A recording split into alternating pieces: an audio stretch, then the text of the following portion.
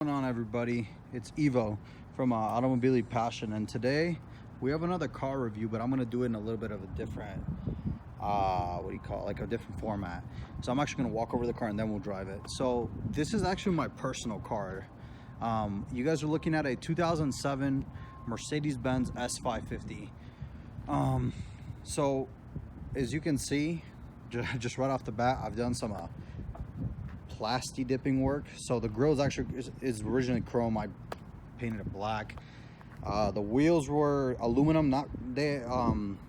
When this car came out, if you got the AMG package, which this car somewhat had it, I'll go into a depth a little bit later, but the wheels, these are the optional 19-inch AMG wheels. These are aluminum. You could have got either chrome or aluminum. These were aluminum, but I painted them, plasti dipped them black, just because I'm trying to go for the whole blacked out looks. That chrome right there, and then the chrome around the windows and whatnot is all going to be black soon. So yeah, this car originally came out in 2007, for the model year 2007 in the States, but you could have bought it in 2006. So this thing, when it came out, it was just a whole revisioned S-Class. So this is referred to as the W221 generation. It ran from 2007 to 2013. In 2010, they actually updated the facelift of the car. So it got a different front bumper.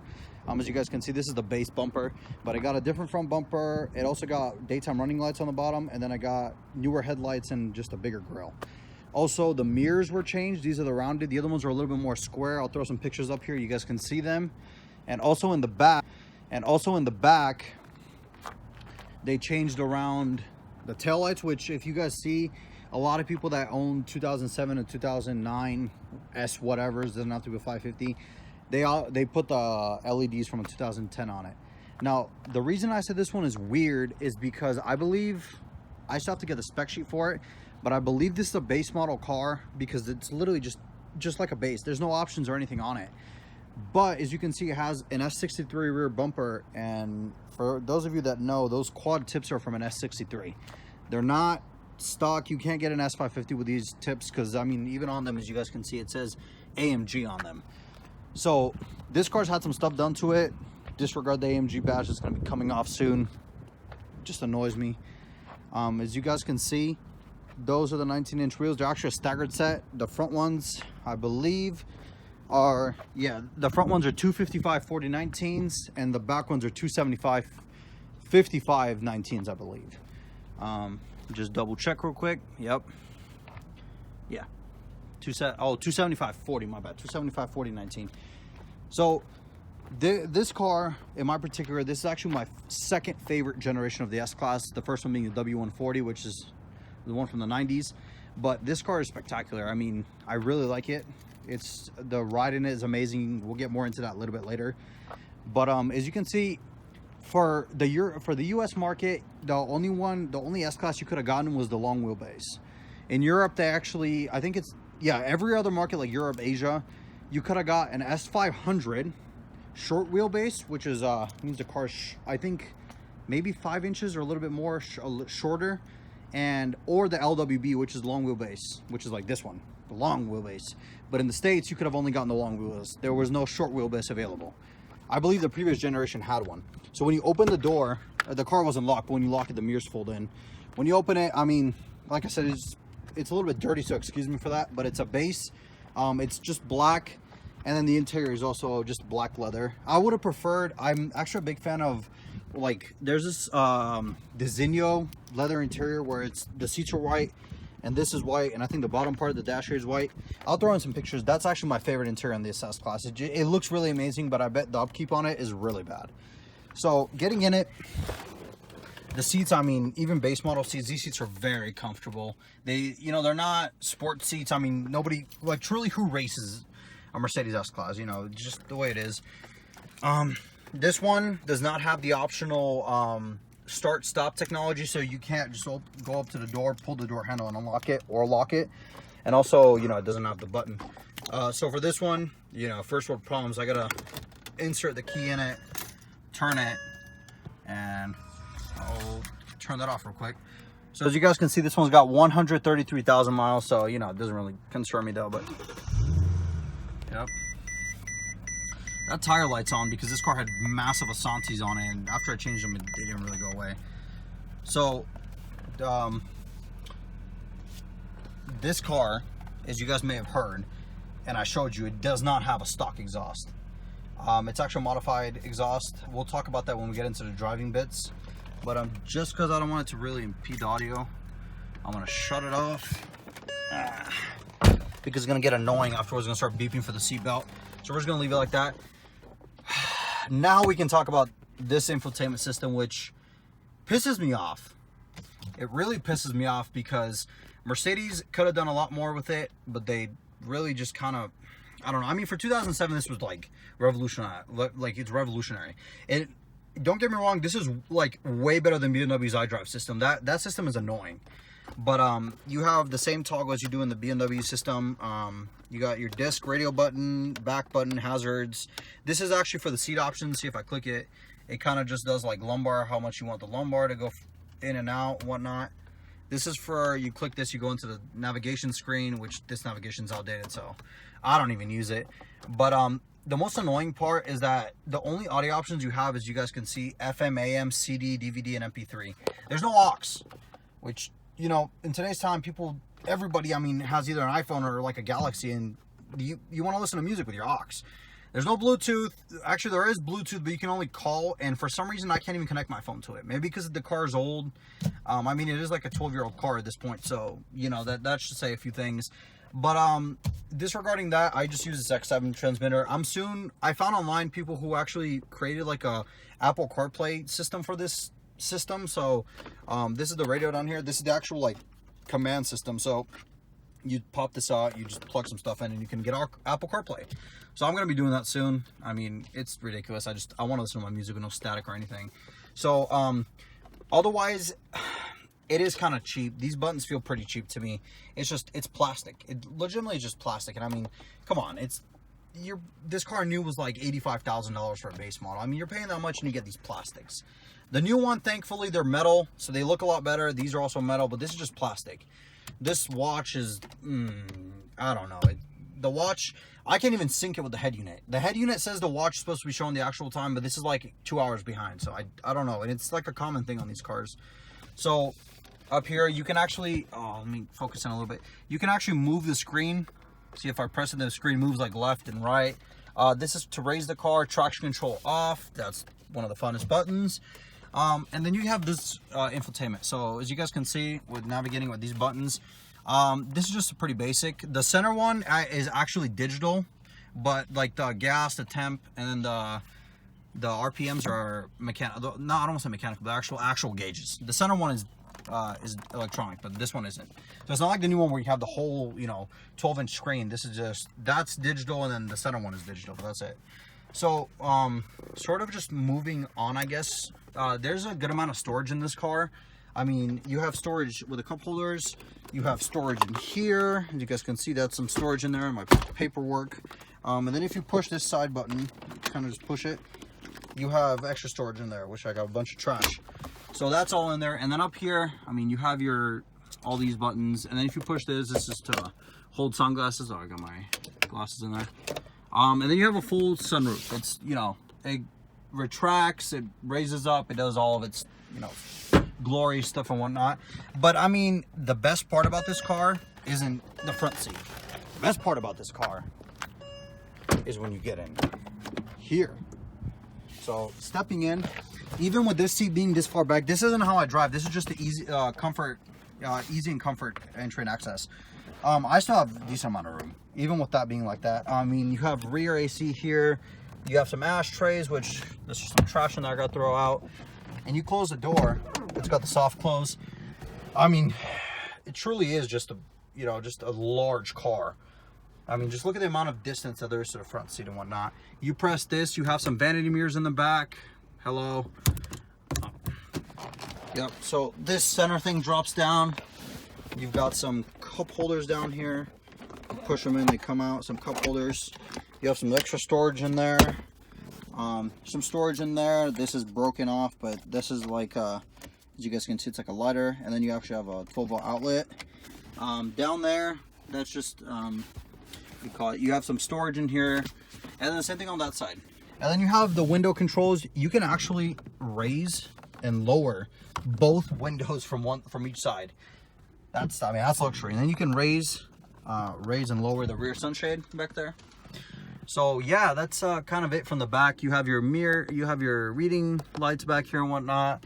So popping out of here and going into the trunk, this car has a lot of room in the trunk. You know, if you're a mob boss and you have to put some, you know, things in there. Yeah, so you guys can see that's a lot of room in there. Now, the cars that came equipped with like the fridge back here, that actually took up a lot of room. As I've read online, the fridge takes a lot of room in there. So this one doesn't have it, so you can fit a lot of crap. This car, surprisingly though, oh, I gotta lift this up too, has a spare tire. So that's surprising, because a lot of these Mercedes, like my mom's E-Class, that car doesn't have a spare tire. It came run flat. So this thing, it's great to see that it still has a spare tire. This right here, I don't know if the car originally came with an umbrella, because you can see the umbrella symbol. But yeah, you could just throw an umbrella in there for rainy days if you're being driven around. This one also being a base, it doesn't have the self-close thing, so you can't close it with a button. You actually have to manually pull it down. But yeah, so let me just go ahead and pop open the engine so you guys can see it. Car, it's the Mercedes M273 5.5 liter naturally aspirated V8. It makes about 383 horsepower and about 391 pound-feet of torque. So, you know, it's like I said, it's definitely no slouch, but I mean, you know, it's also not like a powerhouse like how the S63 6.2 V8 is. But this is a very good engine. Now, it's not as reliable as the older engine. Forget the engine code, but the 500 motors, the 5-liter V8s that were here in the States, so like the S500, which is the previous body, those are just bulletproof. These are also good engines, but their one flaw is the balance shaft, which is on the crank down there. It's the material they used on like the top, on the teeth, just wears out, and the timing chain sort of loosens and it throws timing codes. So, you know, you'll get a check engine light, it'll say correlation, exhaust cam or intake cam, so you know then it's time to do it. And if it does that, you should really stop driving the car, because then you could cause a lot of damage to the engine by the timing being off, and then all those pieces inside just going rattling around. So yeah, it's also hooked up to the 722.7 transmission, Mercedes' 7-speed transmission. I believe they released it in 07, or was it 06? I believe it's 06. But again, it's not as reliable as the 5-speed that they used to use, but I'll explain more about the transmission in the driving portion of this video. But otherwise, this is a very solid engine. I really like the way it gets up and goes. Even just normal city driving, if you need to pass somebody, you give it some gas, the thing moves pretty good, even for how much the car weighs. So let's go ahead and get on with the driving portion. How's it going, YouTube? It's Evo from Automobile Passion, and now we're going to be continuing on with the driving portion of this video. So as you guys may remember, we're sitting in my 2007 Mercedes S550 base model, but my car, like I said before, has an AMG exhaust. Well, not a full AMG exhaust, but the mufflers are from an S63, and the rest of it is just the secondary cats are removed, as well as the mufflers. So the only thing on there is the main cats. So I mean, it sounds pretty good for, you know, a stock. Let me just open this real quick. For a stock S550, it sounds very good. There's no drone, nothing really. You cruise at like 70 miles an hour, and it's just comfortable. Like right now, I mean, I'm doing about 30, and you can hear the exhaust, which is, you know, it's, for me, it's perfect. I love it. You can hear it. It sounds great, but it's not overbearing. Like, it doesn't drone to the point of you're just like, why am I driving this? So on some speaking of the driving portions, what does this car feel like? Well, if you've ever driven a boat, it's like that. Well, okay, maybe not, but this car actually feels surprisingly good for how big it is and the fact that it's on air suspension. So I know that there's some people out there that actually race cars with air suspension. I'm not too sure about that, so I can't speak on it. But usually these big cars, you know, you expect them to have a ton of body roll when you turn and whatnot. And don't get me wrong, this car has a lot of body roll. You can feel the weight of this car, and you know, even in small turns like this, you can feel the body weight of it. But it's not to the point of where it feels like you're just driving like an old like 50. So as I was saying, we're just It doesn't feel like it's overbearing. It doesn't feel like, you know, it's a massive car. I mean, maybe it's just because I'm used to driving it, but it doesn't feel like you're driving the size of, the actual size of this car. Maybe it's just a weird placebo or whatnot, but for me, it feels like it's just a normal, you know, just a regular car. Now, that being said, getting into a smaller car, you're definitely gonna then feel how big this car is. Excuse me.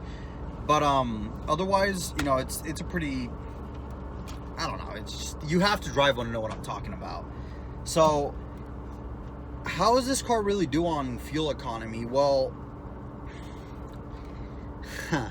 this is a topic that's really hit and miss, especially with me, because I may or may not floor it, you know, constantly. Like I said, maybe though, you know, it's, yeah, okay, I do. So, like right now, if you check right now, I don't have the AC on or anything because it's really nice outside, about 73 degrees.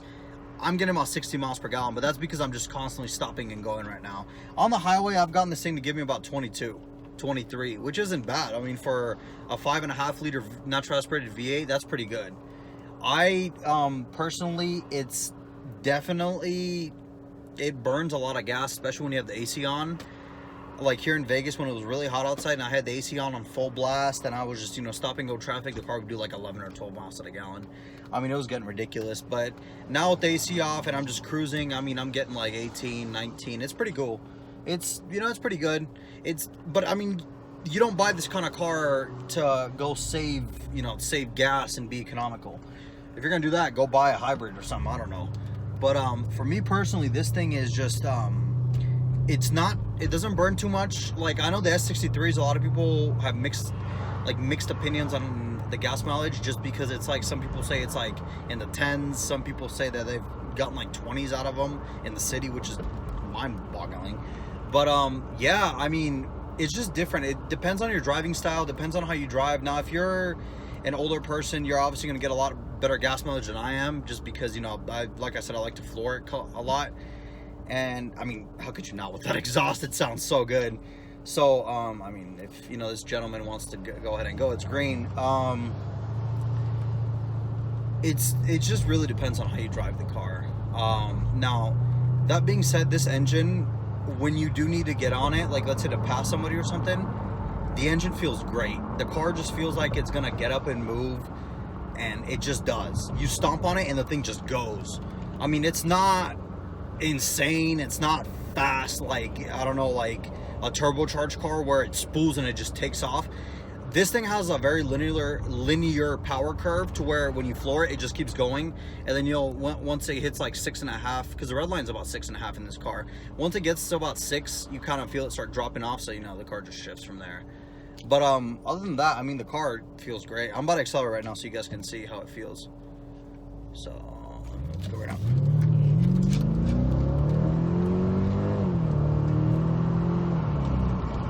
Oh yeah.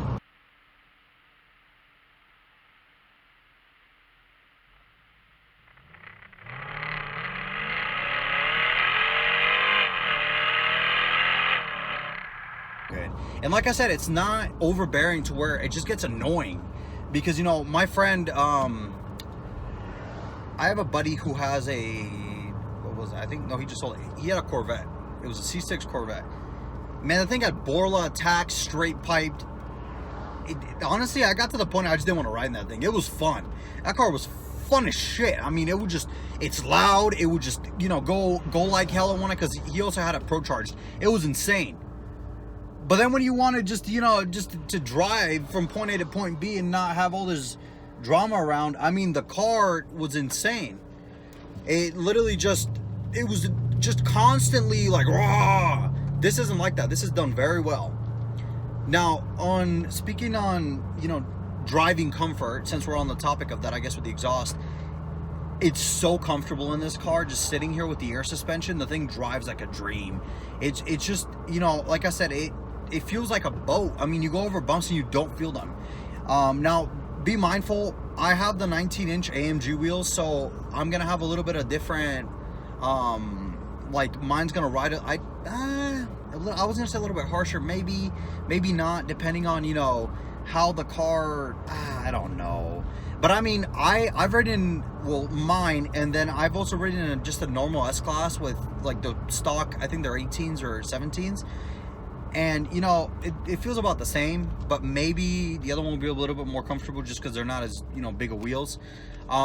It's great. I mean, I personally just love this thing. It's great. It's comfortable when you need it to be, and it gets and goes. That's kind of why, you know, in this video, I'm kind of just, it's not going to be a popular opinion, but I think personally, the S550 might just be a little bit of a better deal than the AMG cars, for a normal person.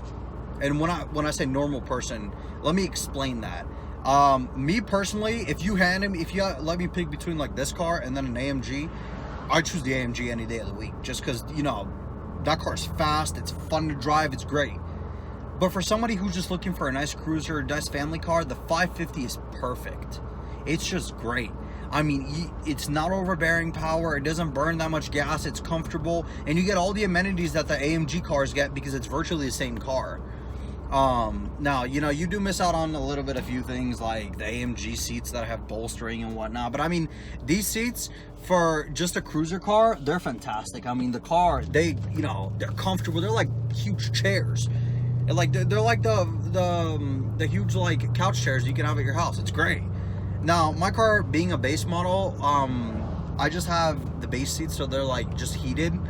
But if you do get a better optioned out car, you're gonna have like the wood steering wheel with the stitching, and you can actually have cooled seats. I really wish I had cooled seats, especially in Vegas in the summer when it gets like 110.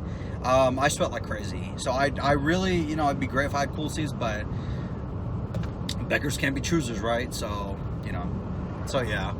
But like I said before, I don't know if I mentioned it in the walk around the car. These cars right now are going, depends on the mileage on them. Like mine has 133. You could probably get mine for like 8, 9, maybe. I think that's what they'd go for with about high mileage.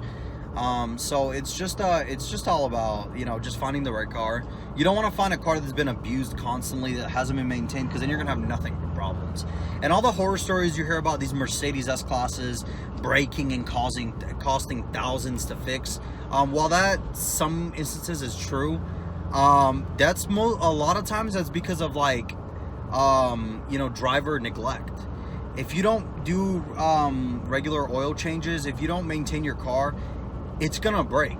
I mean, it's like everything else. If you don't, you know, take care of yourself, you're gonna have health issues. It's just, you know, it's just the way this car is. I mean, it's just the way any car is, actually, not just this one, but this one being a little bit more finicky, just because, you know, it was an expensive car new. It's got a bunch of electronics, so they're all gonna break. I mean, mine's about what, 12 years old now, so, you know, when it breaks, I can't be mad at the car. I mean, the car's 12 years old. It's got 133,000 miles on it, which is, for me, like I've mentioned, I don't care about mileage. It doesn't matter.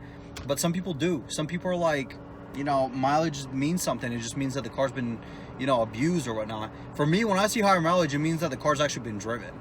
Now, it's great to have a low mileage car, but then I question, why does it have low mileage? Has it just sat for a long time? And anybody that, you know, knows just a little bit about cars can tell you, if a car sat for a long time, avoid it, especially these S classes or like even the previous gen, because this air suspension, if you let it sit for a long time, you're gonna have to replace the airbags, because when the car sits for a while, their airbags just let go, so the car like sinks down and it just lays on the bags, and most of the time they crack, so they start letting air out, they pop or whatnot. So if one of these, if you know it's sat for a long time and it hasn't been started, avoid it. Avoid that car even if it's low mileage, because you're gonna have problems with the air suspension immediately, unless you're planning on throwing 4 new airbags on it, or throwing like, or I think they sell kits to where you can swap it to a coil system.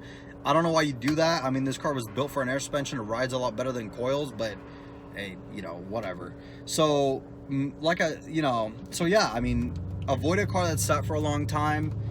But then again, you don't want to buy a car that has like 300,000 miles, because you don't know what kind of miles it's lived. You know, I don't know. This topic is very weird because it can go from either side. If a car has a lot of miles, it could either have been really well maintained, or it could have been just, you know, taken care of shit, because it's never had its oil change when it was supposed to, and it's been neglected. But then if you had a car that's sat, You could have had somebody who started it every like once a month or something, you know, changed the oil and whatnot.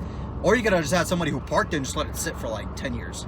Nah, this car, not really, because it's not a collectible car, it's like a daily driver. I'm just saying, you know, be skeptical of the kind of cars you're buying, because people will lie to you, they won't tell you the truth. They're just trying to sell their car. So, some issues with this car, like I mentioned, the air suspension. The engine has an issue with something called, it's the front on the timing chain. It's a little like, I don't know what it's called. On the V6, the 350, the M272 engine has a balance shaft, which I've mentioned in my previous review of the E350. You could go watch that. I'll plug it in up here. And I go in depth there so you can understand it better. But in just a gist, it kind of, the metal is cheap, so it wears out, and then the timing just goes off. And if you keep driving that car for a while, it's going to cause a lot of issues. You potentially, the chain could jump a tooth, and you could have the pistons hit some valves, and it's done. You know, either rebuilt the whole engine or a new engine in general. Probably just new engine. But this one doesn't have the balance shaft. This one is much easier to do.